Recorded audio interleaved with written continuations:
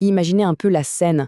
On est en plein milieu d'un week-end de janvier, et là, c'est comme si les fondations des plus grands clubs européens se mettaient à trembler. Tout en même temps.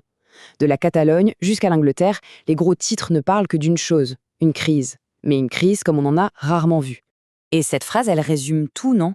On a l'impression que les plaques tectoniques du football européen sont en train de bouger.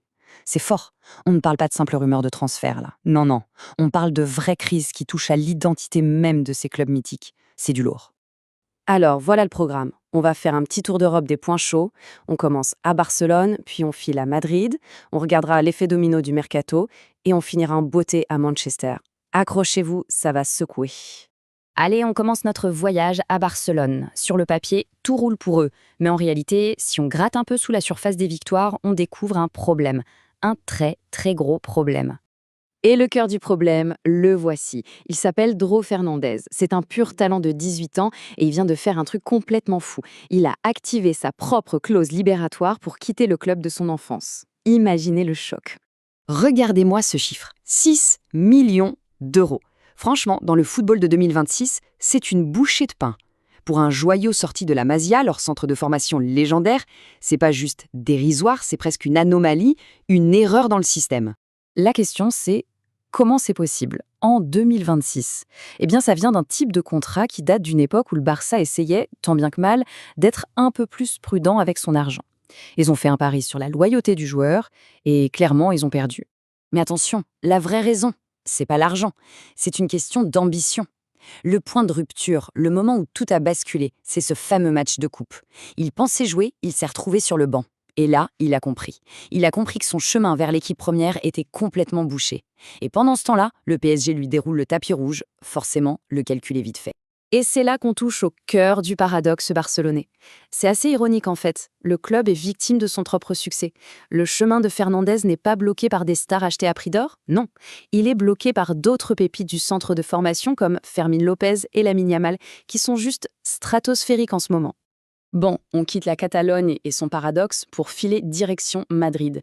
Et là-bas, l'ambiance est, électrique. La presse espagnole parle carrément d'un incendie au Bernabéu. Et croyez-moi, hein, quand ils utilisent ce mot, c'est que ça brûle vraiment. Alors oui, sur le papier, le Real est toujours bien classé. Mais la tendance, elle est super inquiétante. 12 points de perdus déjà. Pour une super équipe bâtie pour tout écraser, c'est un signal d'alarme. Et ça, les supporters l'ont bien compris. Ils commencent à se retourner contre le président, Florentino Pérez. Et au milieu de ce chaos, l'entraîneur décide de jouer avec le feu. La nouvelle tombe comme une bombe dans la presse. Kylian Mbappé, le meilleur joueur du monde, va commencer le match sur le banc. C'est un pari immense, une décision qui pourrait lui coûter sa place, tout simplement. Mais alors pourquoi ce choix? Quelle est la logique? Eh bien c'est une tentative, un peu désespérée, de retrouver un équilibre. Parce que sur le terrain, l'association Mbappé-Vinicius Junior, ça ne prend pas. En fait, c'est même le contraire. Ils se marchent dessus, ils occupent les mêmes zones, c'est un énorme embouteillage sur l'aile gauche. Et ce chiffre, il fait mal. 6. Seulement 6 petits buts pour Vinicius en 28 matchs. Pour un joueur de ce calibre, c'est une chute libre. C'est la preuve, s'il en fallait une, que le système actuel est complètement cassé. Donc, le plan du coach, Álvaro Arbeloa, c'est quoi? C'est de sacrifier sa plus grande star pour faire de la place à Arda Güler, un jeune joueur censé apporter plus de liant, plus de créativité entre le milieu et l'attaque. En gros, il parie qu'une équipe soudée et cohérente vaut mieux qu'un empilement de stars. C'est un pari extrêmement risqué. Mais l'attention, elle ne s'arrête pas à l'Espagne. Loin de là.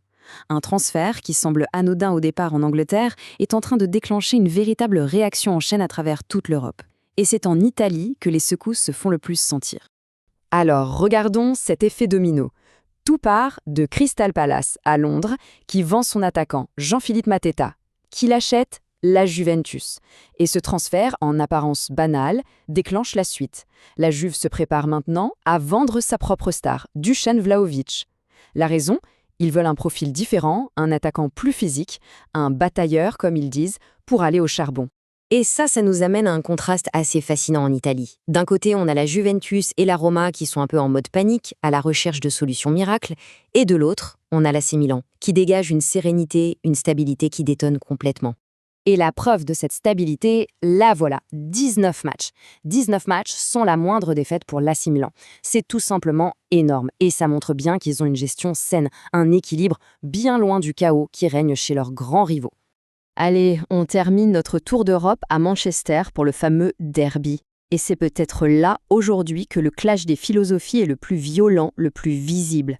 Ce titre de journal pose une question qui fait très mal aux supporters de Manchester United. Le poste d'entraîneur de United, qui était le rêve absolu pour n'importe quel coach, est maintenant vu comme un tueur de carrière. Les plus grands noms refusent le job. C'est un signe terrible de la crise profonde que traverse le club. Et pendant ce temps, à quelques kilomètres de là, chez le voisin Manchester City, c'est une toute autre musique, une philosophie à l'opposé. L'histoire d'un de leurs joueurs clés en est l'illustration parfaite. Il s'agit de l'histoire de Tijani Reinders. Alors qu'il était un jeune prometteur du centre de formation, ses parents lui ont imposé un truc. Trouver un petit boulot. Il s'est donc retrouvé à remplir les rayons d'un supermarché. L'objectif était simple, mais essentiel. Lui apprendre la valeur du travail, le sens des responsabilités et surtout, le garder les pieds sur terre. Finalement, ce week-end complètement fou nous révèle une tension fondamentale dans le football moderne. C'est le choc entre deux mondes. D'un côté, les clubs qui paniquent et cherchent des solutions miracles à court terme, et de l'autre, ceux qui bâtissent patiemment, sur le long terme, avec des valeurs fortes. Ce qui nous laisse avec une question de fond. Dans le foot d'aujourd'hui, qu'est-ce qui construit vraiment un club gagnant sur la durée ?